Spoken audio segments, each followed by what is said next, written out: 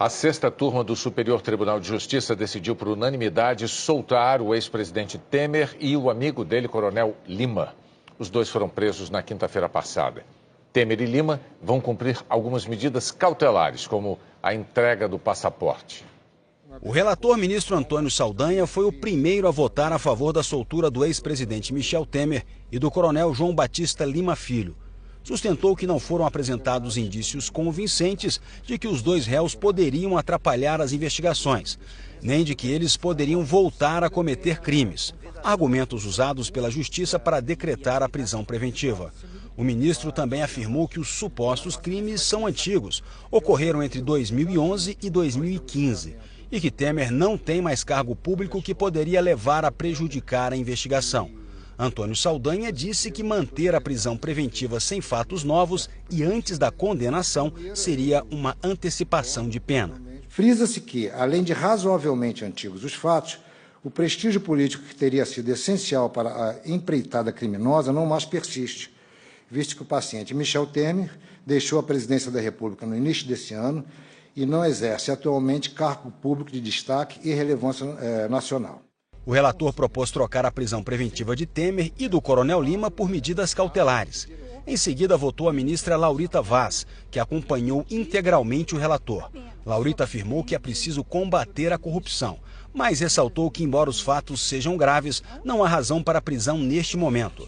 Parece-me, claro, com a devida vênia, que, a despeito da demonstração da gravidade das condutas imputadas ao paciente, a existência de indícios de autoria, não há nenhuma razão concreta e atual para se impor a prisão compulsória mais grave, a prisão preventiva. Em seguida, votou o ministro Rogério Schietti. Ele afirmou que o Brasil vivia um quadro de corrupção e que está reduzindo a impunidade contra os crimes do colarinho branco.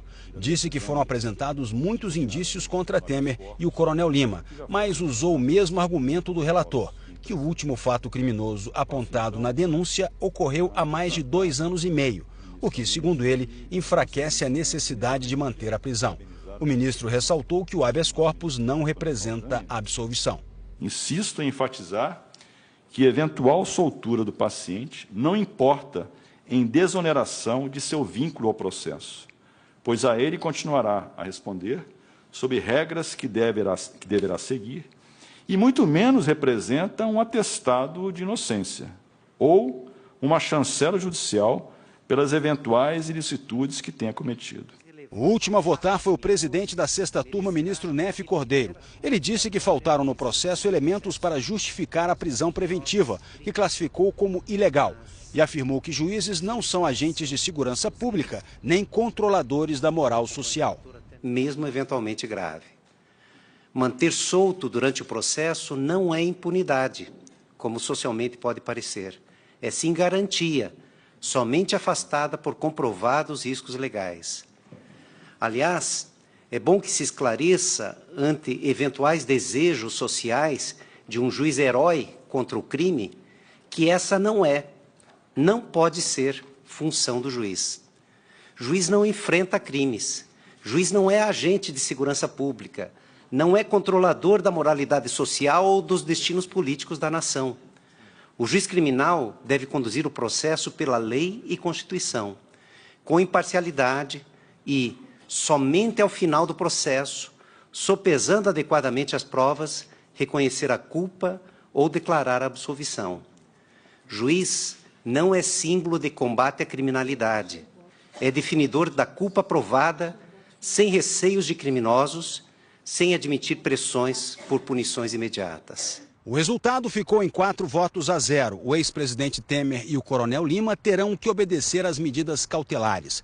Estão proibidos de manter contato com outros investigados, de mudar de endereço e deixar o país sem autorização judicial. Terão que devolver os passaportes, terão os bens bloqueados até o limite da responsabilidade de cada um, que será calculada individualmente. E também ficam proibidos de exercer cargos públicos e em direção de partidos, além de fazer negócios com empresas investigadas. Michel Temer e o amigo dele, o coronel João Batista Lima Filho, foram presos na quinta-feira passada. Nesse processo, eles são acusados de participação em um esquema de desvio de recursos das obras da usina nuclear de Angra 3. Temer responde por 3 crimes: corrupção passiva, lavagem de dinheiro e peculato, desvio de dinheiro público. A defesa do ex-presidente Temer não quis se manifestar. A defesa do coronel Lima disse que a decisão de hoje restabeleceu a ordem processual e que o combate à corrupção, desejado por todos, não pode ser perseguido, menosprezando a importância do Estado democrático de direito. O ex-presidente Michel Temer ainda aguarda o alvará de soltura. O Roberto Kovalik está acompanhando e traz os detalhes ao vivo para a gente. Boa noite, Kovalik. Boa noite, Bonner. Boa noite a todos. O ex-presidente Temer deve passar mais uma noite aqui no Comando de Policiamento de Choque da PM de São Paulo.